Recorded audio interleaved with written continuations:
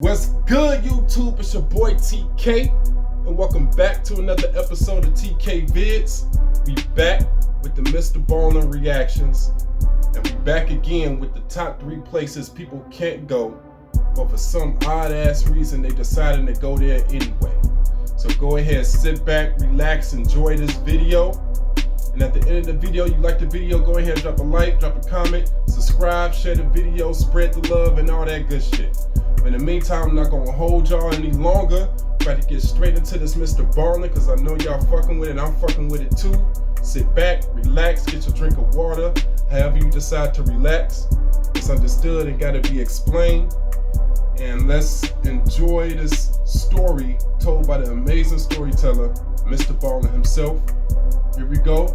Top 3 places that for some odd reason dumbasses still want to go anyway, even though they can't go.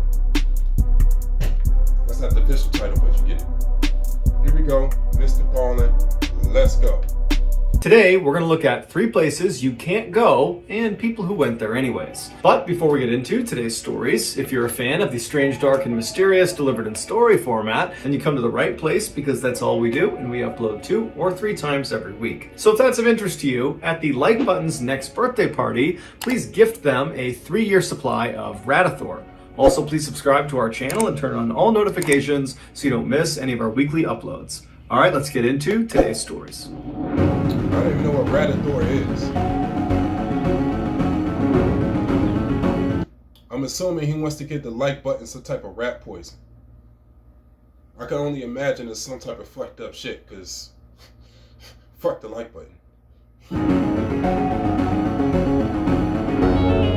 Nap time. On Monday, May 23rd, 2005, 37-year-old John Wilson got home from a very long day at work and immediately just collapsed into a sofa. John was an oil pipeline inspector in Houston, Texas, and that day it had been extremely hot, and he'd been driving around all these different job sites, and he'd been out in the sun, and he really hadn't had a break. And so now that he was home, he was totally exhausted and knew he should probably just go to bed, but he didn't want to. He didn't want to just go right to bed and then have to get back up again and go right back to work. He wanted to unwind before calling it a night.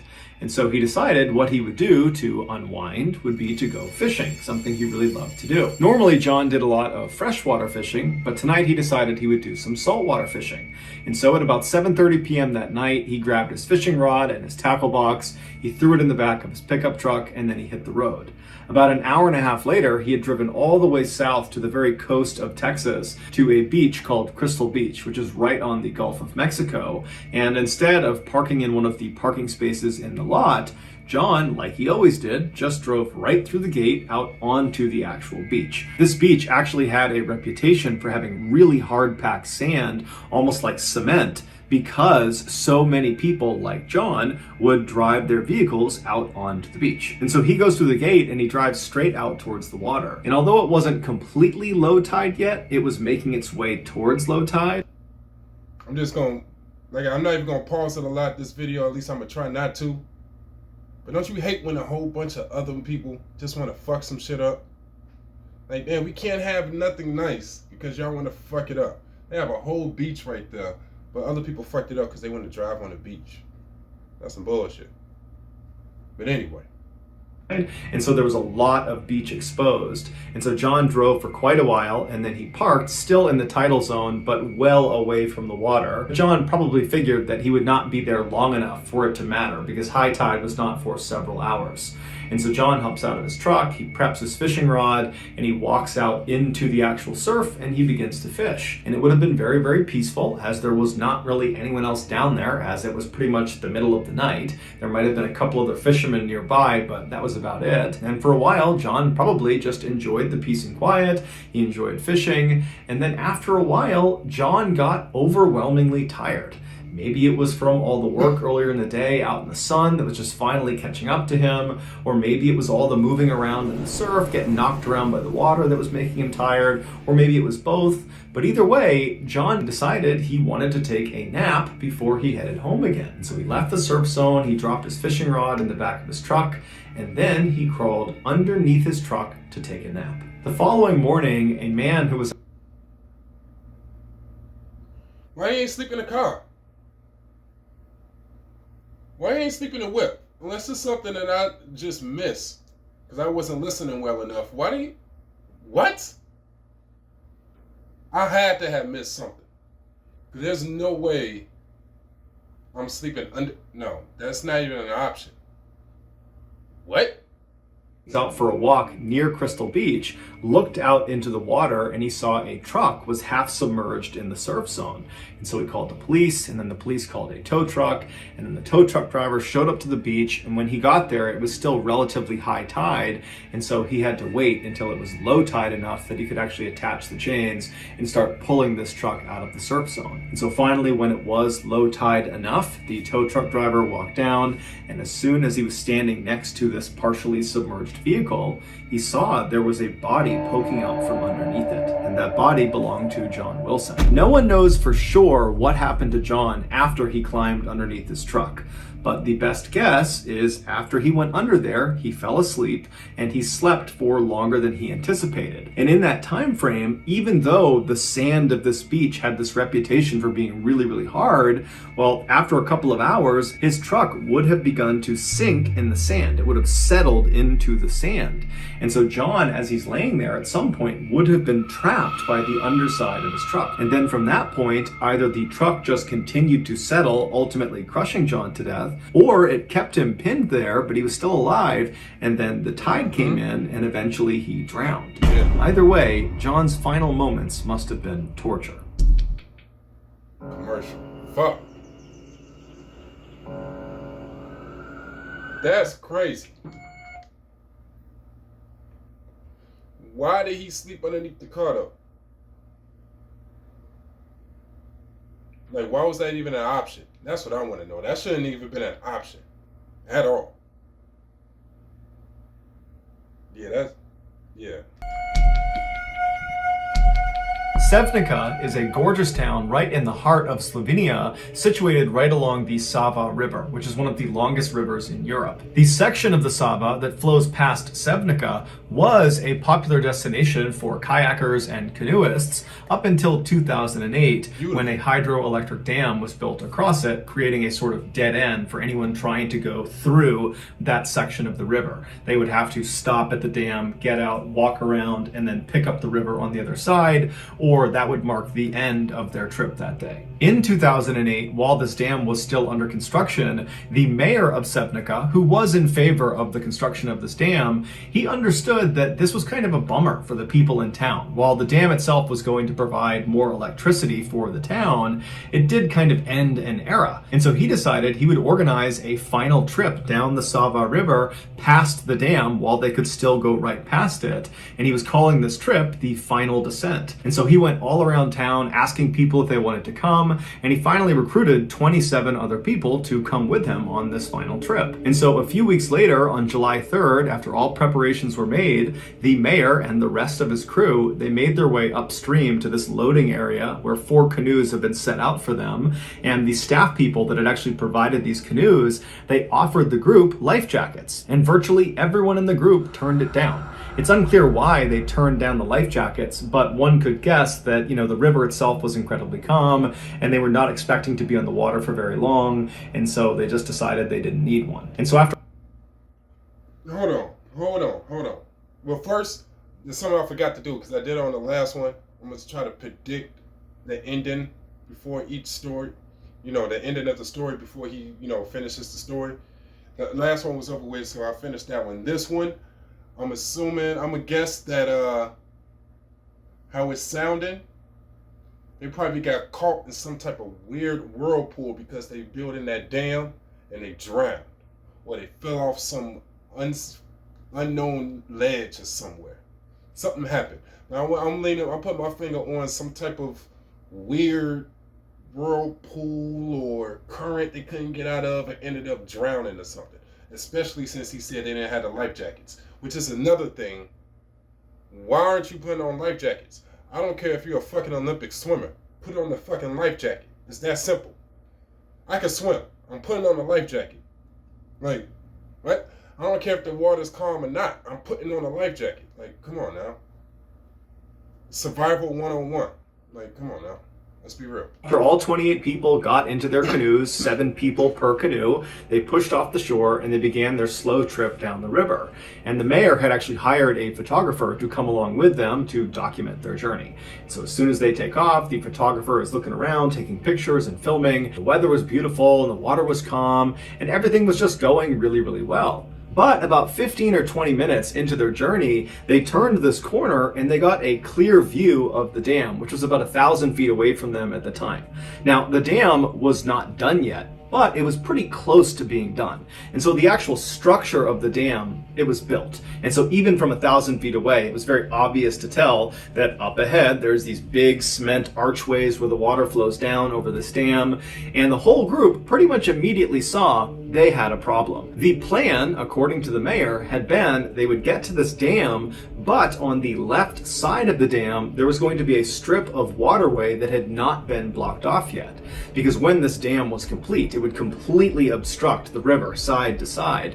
But because it wasn't actually done yet, the construction crew had told the mayor that, yep, the left side, there's going to be an area where you can basically just casually go right past. You won't go down the dam. It's totally safe. But here this group is on the water looking at the dam. And even from 1,000 feet away, it was obvious there was no side way to get around the dam. Can they turn around? You clearly had to go through the dam or you had to get out and go around the dam. Now, the river was moving very, very slowly. There wasn't a strong current. And so there wasn't some urgent decision that needed to be made about what they were going to do. The group intuitively knew that the right choice here is to, go to the side, get out of your canoes, and either go around or just end the trip right there. But the mayor and a few of the other people in the other canoes got the idea that, hey, why don't we just go over the dam? I know we're not supposed to, and the construction crew explicitly said, don't go over the dam, it's extremely dangerous. But from the looks of it, it doesn't look that bad. And truthfully, it did not look too bad. This was not some enormous dam with some huge drop off. It was actually a pretty small dam where the water kind of went down this fairly small embankment that was maybe 10 or 15 feet long. And at the bottom of this embankment was some semi-rough water. But overall, it just looked like it might be kind of fun to go down this dam, like you'd be going down a slide with your canoe. And so the mayor was really keen on doing this. I know y'all see my face over here. What? What? No, not me. If I'm a part of that crew, I'm like, no, I'm walking around. I'm not going over the dam. No, what? I'm sorry. Look, RIP to these people, but I'm sorry, but some people are just Darwin Award winners. Like, honestly, I think Mother Nature does mankind a favor when certain people do dumb shit. Like I said, this story's not over with. RIP to everybody, but still, though, like, yeah. I'm gonna leave it at that. He made it seem like it was going to be fun, it was going to be an adventure. So before long, 3 of the 4 canoes were fully on board with the idea of just going over the dam. The 4th canoe that was not prepared to go over the dam had the photographer in it.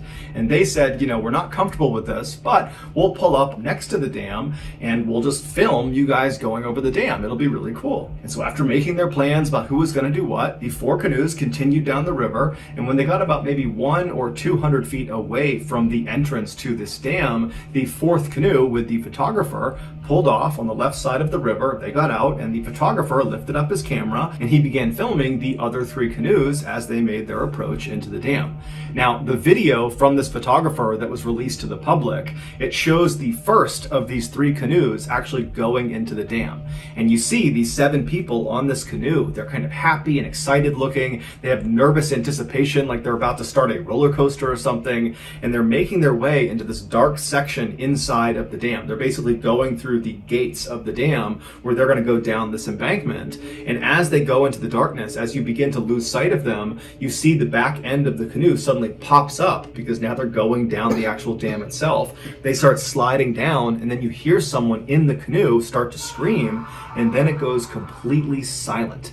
and then the video just ends. That canoe, right after it slid down that downslope, it would reach the waters below, but the canoe would capsize, throwing everyone on board into the water. And these 7 people, they didn't even have a chance to catch their breath before they were sucked under. Not only because the water was rough at the bottom of the dam and kind of was churning and pulling them under, but also because this is a hydroelectric dam. And at the bottom of the dam, underneath the water where they were all these big openings to underwater tunnels. And these tunnels functioned like vacuums. It pulled water down inside and then ran the water past a turbine, causing it to spin, and that would generate the electricity. That's what the dam actually did. Damn. And so after the water was pushed past this turbine, it would be jettisoned out somewhere else downstream. Now, even though this dam was not fully operational yet, these tunnels and the turbines at the bottom of them, they were operational. So as these 7 people are dumped into these incredibly dangerous waters and they're getting pulled down towards these tunnels, the other 2 canoes, they have no idea what's going on with this first canoe, and so they just continue on and they go over the dam. The second canoe that went down the dam, they also capsized at the bottom. All 7 occupants were thrown out and they were sucked down underwater almost immediately. The third canoe that went over the dam, they did not capsize, and so after they cleared the dam and kind of paddled away, they began looking around for the other 2 canoes that should have already been down there. And there was nobody out in front of them, and so they turned around thinking maybe they're closer to the dam, and they don't see anyone, but they see one of the canoes is completely flipped over, and the other canoe has been broken apart in the churning waters right at the base of the dam, and they see the wood from this canoe just getting tumbled around. Wow. And so this third canoe immediately turns and tries to paddle over to the base of this dam to try to start pulling people out of the water. No. But when they get over there, there's no one there. The 14 people that had been in these 2 canoes, they're gone. Ultimately, 13 of the 14 people that fell in the water that day would perish, and one of the fatalities was the mayor. The only person who survived who fell in the water was actually the mayor's wife, who by some miracle managed to swim out of the grasp of these tunnels under the water and made it to shore. Over the next several days and weeks, police divers were able to eventually find all 13 bodies, one of which had traveled 25 miles away to Croatia. No information was given about the state of the bodies when they were found, and so we don't know if having been sucked down through these tunnels and forced past these underwater turbines played a role in their death. All the public knows is that all or most of these 13 people were sucked down into these tunnels and then they died. Bro.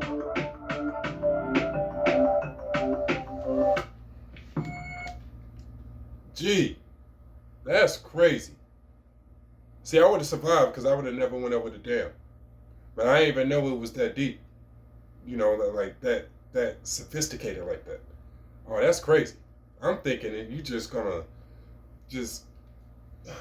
So drowning, I was right with the drowning, but I didn't... Whoa. And I guess I was kind of right with the current too. I was kind of right. I was right with the prediction. But, man... That's crazy. And that's crazy how they just kept going over because the one behind them didn't know. They didn't see what was going on. I want to know how that third canoe survived, though. How they just cleared that shit like that. Man, now I want to see how it failed. But then that's crazy, man. RIP to those people, but I would have never went over the dam anyway. Like, I'm sorry. I can't feel too bad for them because why would you decide to go over the dam? Why was that a good idea? Like, come on. Too many yes men. Full transparency, this next story was pretty difficult to put together because the details of what actually happened to the victim are just really difficult to decipher. And so I think I've been very thorough and I've done a good job describing what happened, but I'm willing to accept it if I'm not right and this is actually inaccurate. And if you think I am, feel free to let me know in the comments. With that said, here we go. This is the first time I ever heard him do something like this, so that's pretty cool. Now that gives more validity. Damn, fuck that up.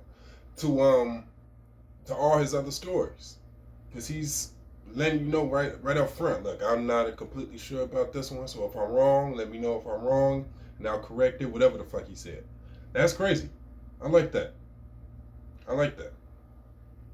In 1974, 18-year-old Debbie Stone landed what she considered to be an amazing summer job. She was hired to work at Disneyland in Anaheim, California. Her specific role was to be a hostess at a brand new attraction called America Sings. Disney had basically converted an old carousel, which is a ride that spins around in a circle. They had converted it into a rotating stage, and they put up partition walls all along this rotating stage to create 6 distinct stages on this rotating stage. And so on each of these 6 stages were different sets of these robotic animals that played different songs about America. And so the way this would work if you were in the audience is you would walk into this theater that looked like a single theater with one stage right in front of you, but really what you were looking at is one of these 6 stages. And so the audience would sit down, they would see one of the acts, they'd see one performance on one of the stages, and then the stage would rotate. And so the audience would remain in the theater until all 6 stages had rotated in front of them and played their 2 to 4 minute long act. Debbie's job at America Sings was at the beginning of these shows where the audience would watch all 6 acts. She would go up before the very first act. She'd go on stage and she would greet the audience. And then the show would start, it would filter through all 6 of the stages, and then Debbie would get back on stage and she would say goodbye to that group of audience members. It was a simple gig and Debbie seemed to like it. And so on July 9th of that year, which was 9 days after this attraction had opened, and so it was 9 days after Debbie had started her job, Debbie was asked to come in for an evening shift. And so she left her house and she made it out to the attraction at about 10 p.m., which was right at the start of a show. And so she went right inside, she hopped on stage, she greeted the audience, and then she left the stage and the show began. And so over the next 30 minutes, all 6 of the stages performed their acts. And then after the 6th act was done, Debbie dutifully climbed back onto the stage. She said goodbye to the audience. And then as that audience was leaving the theater, she turned around and walked towards the back of the stage she was on. What happened next requires some additional explanation. Each of the 6 stages that made up this attraction had a fairly tall back wall. And behind each of these 6 back walls that were kind of in a ring was the center of the actual attraction. And in the center was this circular, fairly tall storage room. This storage room did not rotate. It was stationary. These stages and their respective back walls, they rotated around this storage room. The gap between the outside of the storage room at any point around it and the inside of the back wall was maybe a couple of inches. It was pretty narrow, but it was big enough that a person in theory could get stuck back there. So it was a real hazard. However, Disney did not put any specific safeguards in place to prevent their staff from intentionally or unintentionally going into this space. They just told their staff to not go back there and be careful. So back on July 9th, after Debbie has said goodbye to the audience and she's walked towards the back of the stage she's on, she decides to move from the stage she's on to the adjoining stage. And when she does that, she either trips or falls or something happens which causes her to fall into the narrow space between the 2 back walls of the 2 stages she was on. And so she falls through that gap and then gets wedged between the outside of the storage room and the back of one of the back walls. No. I'm still picturing how it's like really set up. So if it's like something they could step over, but he said she fell, got wedged. Don't tell me she in there. In the stage turn, then she like rips apart. Oh, that's fucked up. That's not on her, man. That's sad. Damn. Tries to pull herself up and pull herself out of the space, but she realizes she's stuck. And so she starts to panic and she starts screaming for help. None of the staff hear her, or they don't recognize that this is a real call for help. And this new wave of people that are coming in, the new audience, they're all talking loudly, there's music playing, they don't really hear her. And anyone that actually did hear her calling for help, they would later say they thought it was part of the show. And so as Debbie is screaming bloody murder,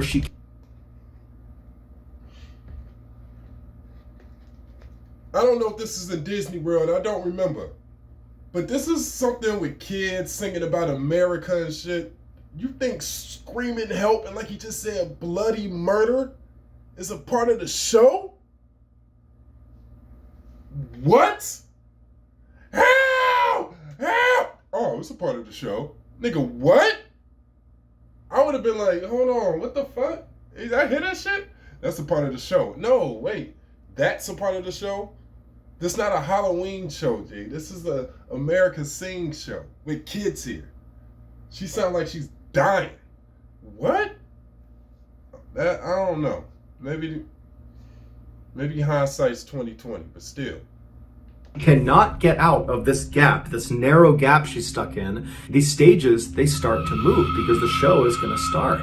And because Debbie has nowhere to go, when the stage began to rotate, she got forcibly dragged and twisted and rolled, and her body began to contort, and bones started to break, and she was forced to continue moving through this narrow space because the stage was just going to keep on going until it reached its next position. And so finally, after it dragged her all the way to its next position, Debbie didn't die. She was grievously injured. She probably had dozens of broken bones, but she was alive, and she's still totally stuck, and she's screaming with every ounce of energy she has. But again, the audience, even though they heard her screaming, they assumed it was part of the show. And apparently the staff also heard her screams and convinced themselves it was just no big deal. And so 2 to 4 minutes later, when the act was complete, the stage began to rotate again. And so Debbie again is rolled and contorted and crushed and dragged and smashed and broken as the stage again rotates to its next position. And she's still not dead. She's screaming out for help. What the fuck? Kill me! Just kill me! Like, oh my God. How is she alive? At this point, bruh. There's no coming back from that shit anyway. Are you, what the fuck, man?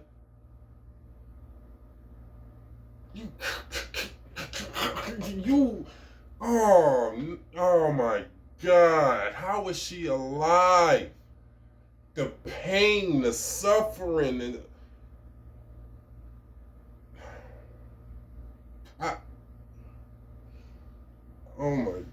oh my God, man.